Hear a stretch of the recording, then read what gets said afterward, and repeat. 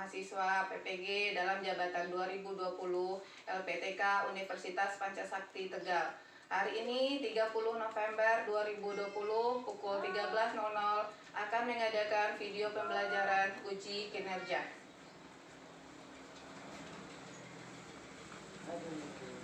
Terima kasih.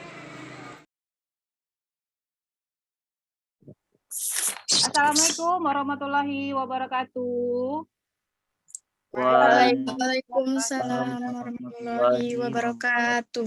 Selamat siang semuanya. Siang, Bu. Sehat? Alhamdulillah. Alhamdulillah. Itulah yang penting. Yang penting kita diberi kesehatan lahir dan batin. Walaupun sekarang lagi pandemi masih belum berlalu, COVID-19 masih ada di mana-mana di sekitar kita, tapi semoga kita dilimpahi kesehatan. Di masa pandemi ini kita harus tetap menjaga protokol kesehatan. 3M, Masker, memakai masker, menjaga jarak, jaga jarak, dan mencuci tangan. Itu jangan lupa jaga kesehatan. Ya, hari ini kita ketemu lagi dalam pelajaran ekonomi. Dan setelah 1 minggu kita tidak bertemu, hari ini kita bertemu. Sebelum kita belajar, kita berdoa dulu terlebih dahulu. Ibu minta tolong sama Kelvin. Silakan dipimpin. Iya, Bu. Assalamualaikum warahmatullahi wabarakatuh. Waalaikumsalam warahmatullahi wabarakatuh. Sebelum pelajaran kita dimulai hari ini, sebaiknya kita mengucapkan doa menurut agama masing-masing. Berdoa mulai. Doa selesai. Terima kasih Kelvin. Semoga dengan dimulainya dengan bismillah dan berdoa, semoga ilmu yang kita dapat hari ini akan bermanfaat untuk kehidupan kita sehari-hari. Oh ya, sebelumnya Ibu ingatkan, di sini ada 14 orang, sementara kita ada 25 orang. Dan nanti jangan lupa, walaupun Ibu udah tahu di sini yang ikut, tapi tetap ya isi absennya yang seperti biasa di Google Form ya, yang linknya nanti Ibu bagikan di grup WA ya. Iya, Bu. Ya, Bu. Minggu lalu kita belajar tentang apa? Ada yang masih ingat? Tentang pelaku ekonomi. Oke, tentang pelaku ekonomi. Ada berapa pelaku ekonomi? Ada 4. 4. 3 atau 4? Ayo. 4. 4, Bu. Nah, 4. Apa aja? Rumah tangga konsumsi, rumah tangga produksi, rumah tangga pemerintah, rumah tangga luar negeri. Oke, jadi ada 4. Rumah tangga konsumsi, rumah tangga produksi, dan rumah tangga pemerintah, dan rumah tangga luar negeri. Mantap berarti ingatannya. Apalagi yang kita pelajari kemarin? Kita belajar tentang apa? Ada diagram kan? Diagram apa kemarin? Diagram 2 sektor atau dan diagram 4 sektor. 2 sektor, apa lagi? Diagram 2 sektor, diagram 3 sektor, 3 sektor.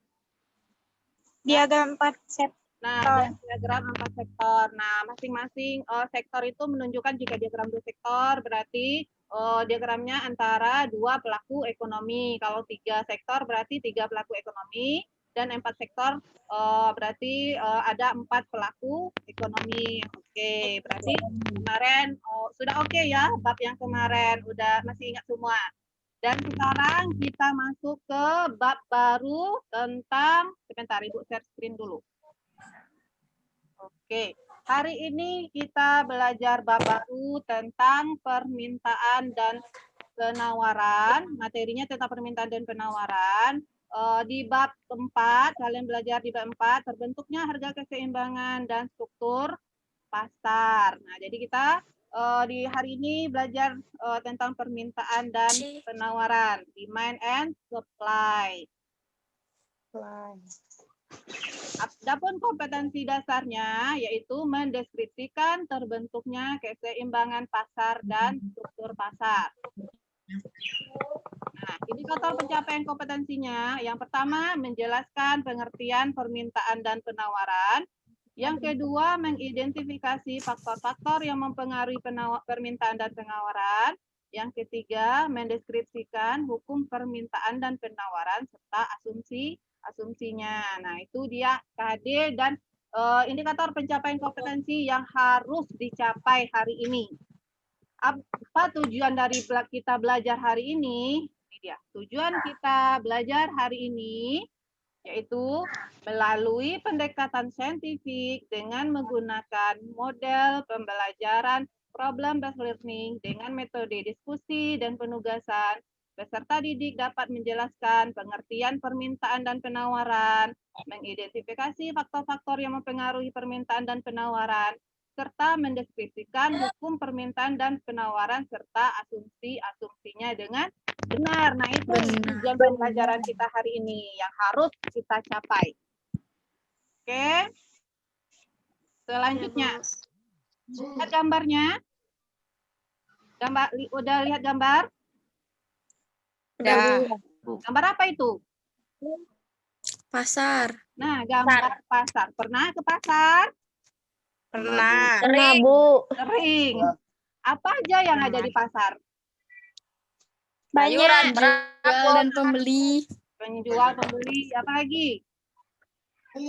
Barang yang akan dibeli atau dijual. Barang yang akan dijual dan beli. Kalau kegiatan namanya apa saja? Kegiatan jual beli.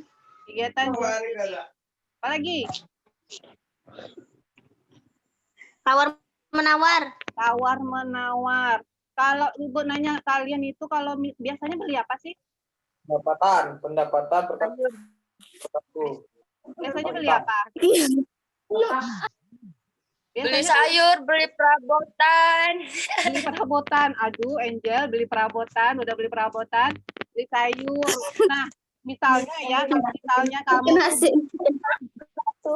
Beli kulkas buat misalnya nanti kamu misalnya kalau kamu pergi ke pasar, di saat ke pasar misalnya kamu dari rumah itu rencananya tuh beli mangga misalnya. Oh, diperkirakan beli mangga itu kayaknya itu mangganya 15.000 deh sekilo. Nah, ternyata tiba di pasar, mangga itu cuma harganya 10.000. Lebih duitnya. Lebih duitnya. Nah, lebih duitnya itu ada kepikiran tidak untuk membeli mangga lebih? Iya, Bu, beli Iya, 2 Bu. kilo. Nah, berarti Kilo setengah. harganya murah dari perkiraan, berarti kamu ingin Beli lebih. Nah, ingin membeli lebih. Nah, kayak sekarang. Nah, ini loh, ada masker. Nah, ada orang menjual masker. Waktu awal-awal musim pandemi, kalian ingat Iya, Bu. masker itu harganya Menunjak lebih tinggi. melonjak lebih tinggi. Kenapa? Karena banyak yang mencari, Bu. Jadi Karena dan memakai. Nah, karena banyak yang Kebutuhan. mencari, artinya banyak permintaan konsumen sehingga harga menjadi Naik. tinggi. nah, menjadi tinggi, menjadi naik. Nah, berarti itu ada Angel faktor-faktor kira yang baju mempengaruhi bayi itu, Bu. permintaan. Berarti ada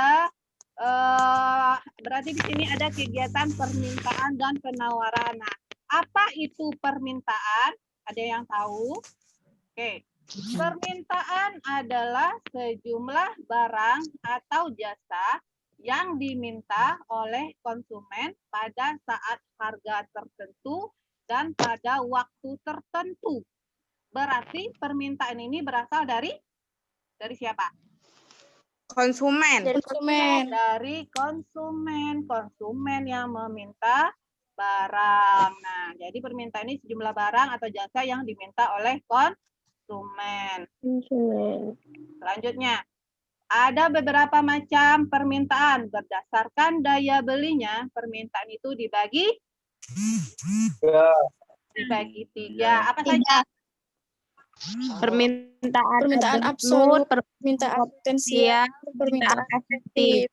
Oke, jadi berdasarkan daya belinya, permintaan itu ada permintaan absolut, ada permintaan potensial, dan ada permintaan efektif. Apa bedanya? Nah, kita lihat dulu perbedaannya. Permintaan absolut yang pertama. Apa itu permintaan absolut? Permintaan absolut itu adalah permintaan yang tidak disertai dengan daya beli. Artinya, orang tersebut ingin membeli sesuatu, tidak disertai dengan kemampuan membeli. Jadi cuma sekedar apa ya kata kita itu hanya sekedar Pengen itu. Nah, itu dia. Keinginan. Sekedar keinginan, angan-angan saja. Pengen membeli tapi tidak punya kemampuan untuk membeli. Itu dia permintaan absolut. Yang kedua, permintaan potensial. Nah, permintaan potensial ini memiliki daya beli tapi belum dilakukan pembelian. Yang disertai daya beli tapi belum melakukan. Dia itu misalnya pengen beli sepeda, melakukan pembelian. Uangnya ada tapi belum dilakukan. Nah, itu dia permintaan potensial. Yang ketiga, permintaan efektif. Nah, permintaan efektif apa itu? Permintaan yang mempunyai daya beli dan sudah dilaksanakan, sudah dilakukan.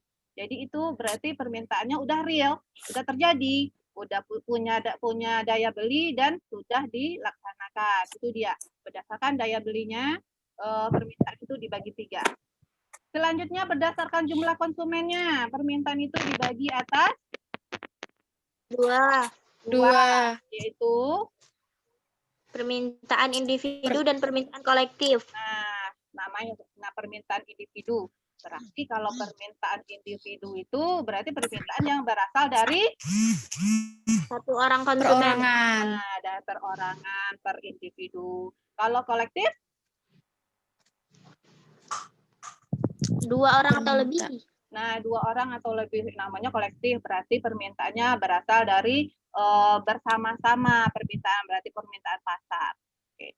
Sampai sini ada mau ditanyakan dulu? Oke, kita lanjut. Sekarang kita masuk ke pengertian penawaran dulu. Apa itu penawaran? Ini dia. Penawaran adalah Jumlah barang atau jasa yang ditawarkan atau jual pada saat harga dan pada waktu tertentu. Oke, jadi penawaran itu adalah jumlah barang atau jasa yang ditawarkan produsen atau penjual pada saat dan pada waktu tertentu. Nah, beda dari tadi permintaan berasal dari konsumen, sementara penawaran berasal dari Produsen. Ya. Kalau penawaran itu dari produsen, tolong dibedakan ya penawaran dengan tawar-menawar. Karena sering terjadi miskonsep. Ada yang bilang, Bu, penawaran itu tawar-menawar, Bu. Bukan ya. Penawaran tidak sama dengan tawar-menawar. Kalau penawaran berarti jumlah barang atau jasa yang ditawarkan oleh produsen ya. Jadi beda dengan tawar-menawar. Oke? Bisa dipahami ya? Bisa, Bu. Nah, oke. Kalau gitu kita lanjut macam-macam penawaran. Seperti tadi permintaan ada macam-macamnya. Nah, penawaran juga ada macam-macamnya. Terdapat berapa penawaran? 2. Ada 2 penawaran Individu, penawaran kolektif. Oke, penawaran individu dan penawaran kolektif. Nah, yang kolektif ini juga ada yang disebut itu penawaran pasar. Penawaran individu berarti penawaran yang apa? Yang dilakukan oleh satu orang. Oleh satu orang atau satu perusahaan saja atau satu produsen saja. Kalau penawaran kolektif yang dilakukan oleh 2 orang atau lebih. Nah, dilakukan oleh 2 orang atau lebih atau dilakukan oleh 2 produsen atau lebih atau disebut juga dengan penawaran pasar. Oke. Sampai sini ada yang mau ditanyakan dulu? Enggak ada, Bu. Nah, tidak ada, kita lanjut. Oke, kita nonton video dulu. Oke? Bu, share dulu videonya, coba.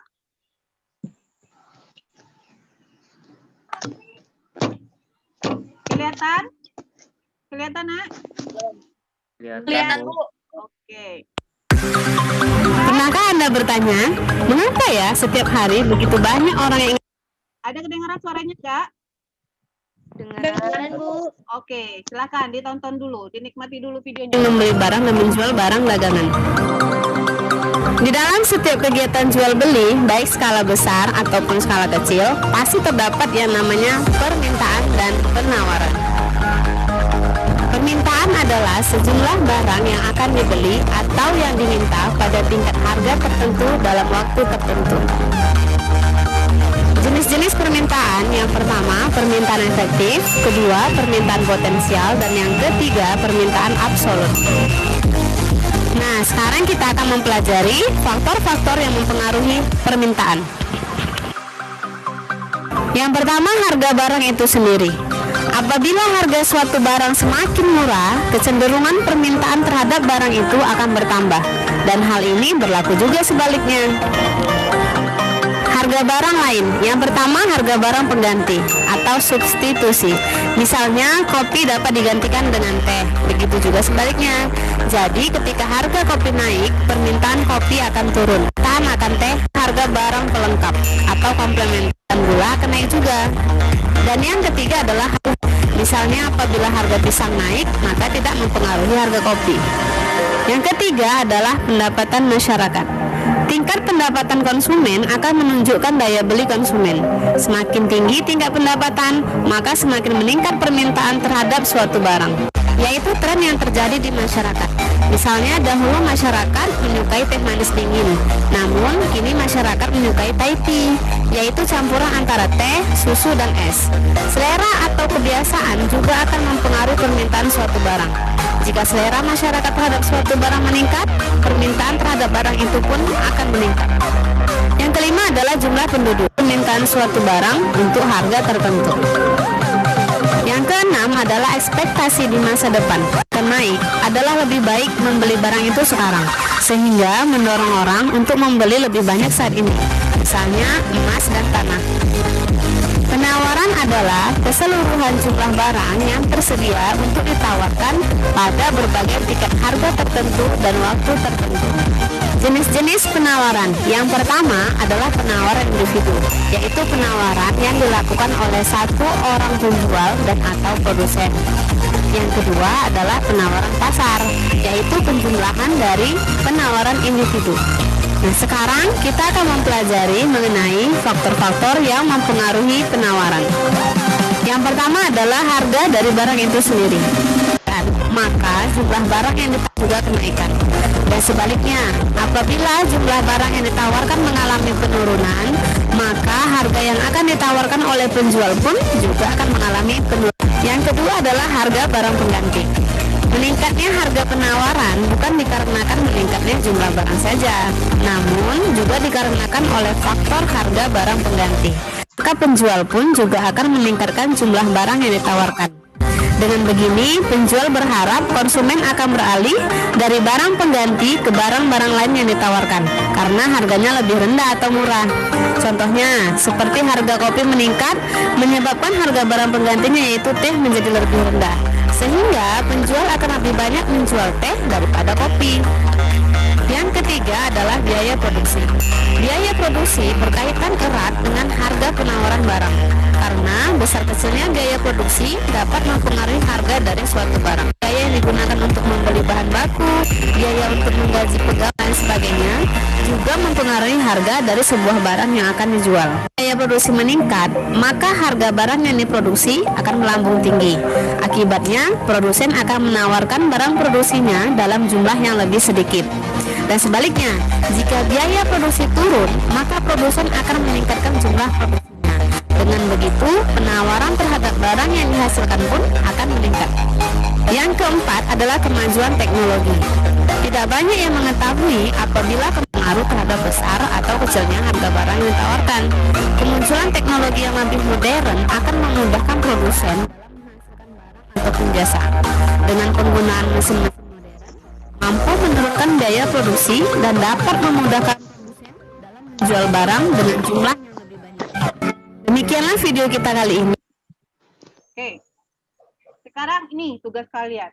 Diskusikan dengan kelompokmu. Kelompoknya udah dibagi ya. Nah, yang pertama, identifikasi faktor-faktor yang mempengaruhi permintaan dan penawaran.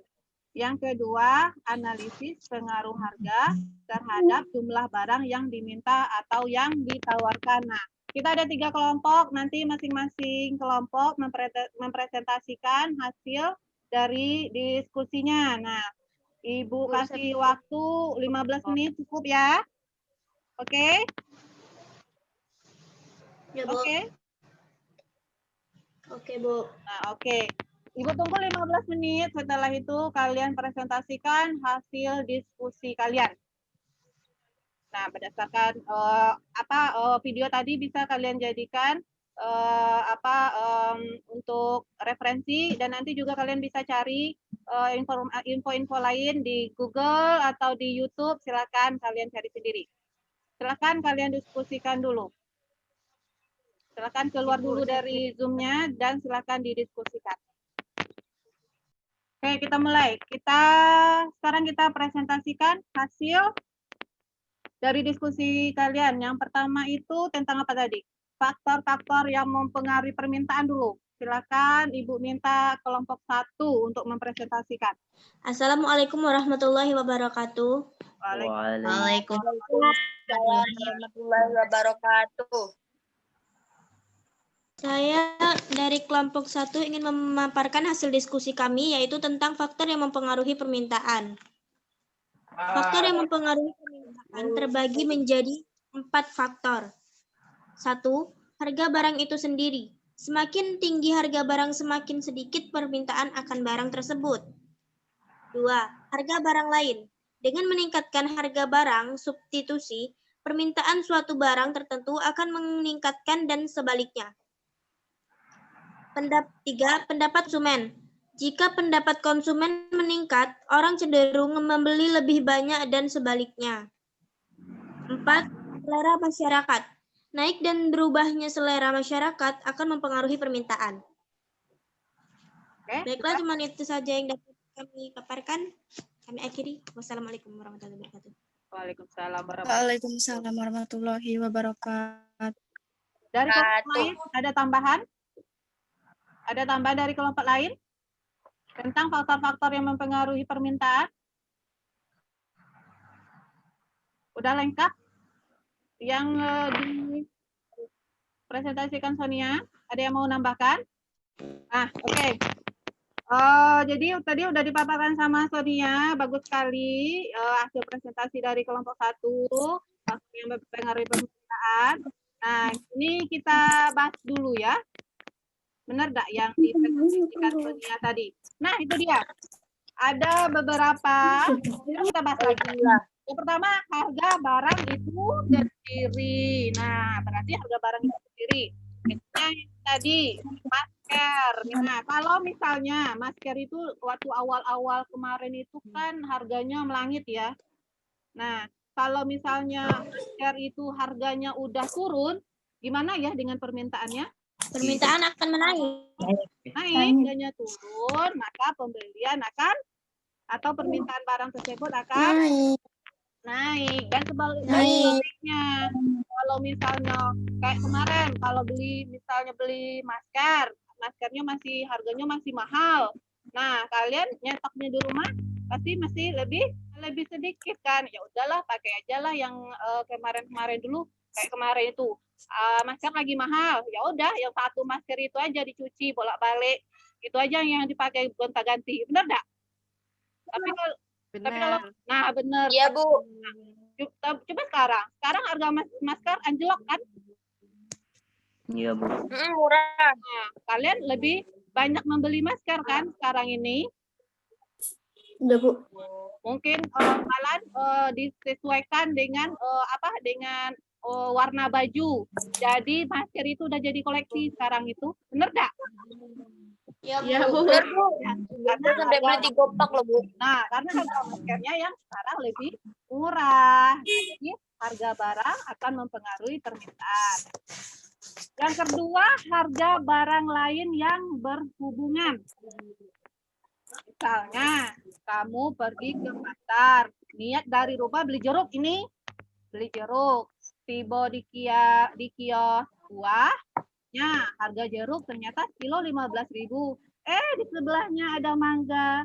di mangga cuman harganya 10.000. Kamu lebih milih yang mana? Mangga dong. Kenapa?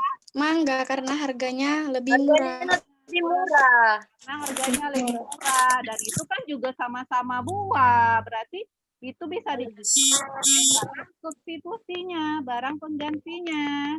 Jadi harga barang lain juga akan mempengaruhi permintaan. Yang kedua, pendapatan konsumen. Nah, pendapatan konsumen. Coba kalau kalian kalau dikasih uang jajan lebih dari biasanya, gimana dengan pembelian kalian? Gimana daya beli kalian? Permintaan kalian satu barang. Lebih ya. Nah, jadi pendapatan konsumen juga mempengaruhi permintaan. Semakin besar pendapatan, maka jumlah permintaan akan semakin Naik. semakin besar. Selera. Nah, selera mempengaruhi permintaan tidak? Ya. Kalau kita tidak suka, maka kita tidak akan membelinya. Benar. Kalau kalian suka,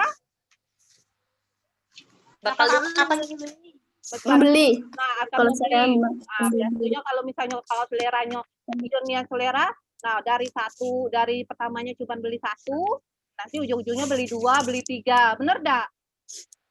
Benar.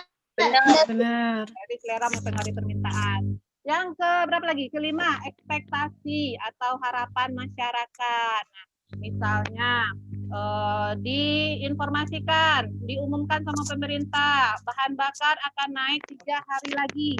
3 hari lagi loh. Nah, berarti sebelum 3 hari lagi itu, gimana terhadap bahan bakar? Permintaan terhadap bahan bakar. Nyetok dulu, berarti jumlah permintaannya semakin banyak.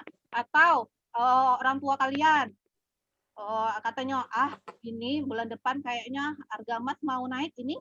Nah, dari sekarang beli emas dulu kan? Bener nggak? Tanya dulu sama mama. Iya. Tanya sama mamanya, bener nggak kalau kayak gitu? Nah, Bener, Bu. Sering ikut soalnya, Bu. nah itu dia. Jadi harapan masyarakat atau ekspektasi ke depannya akan mempengaruhi permintaan. Dan terakhir, nah ini yang belum sempat dibahas, yang tidak dibahas sama Sonia, jumlah konsumen. Nah, jumlah konsumen. Semakin banyak jumlah konsumen atau semakin banyak jumlah penduduk, maka permintaan semakin banyak. Oke, berarti tadi Sonia udah benar semua ya, cuman kurang 1 ya. Oke, lanjut ke kelompok 2. Waalaikumsalam warahmatullahi wabarakatuh. Ya, mewakili dari kelompok 2 akan membacakan hasil diskusi tentang faktor yang mempengaruhi penawaran.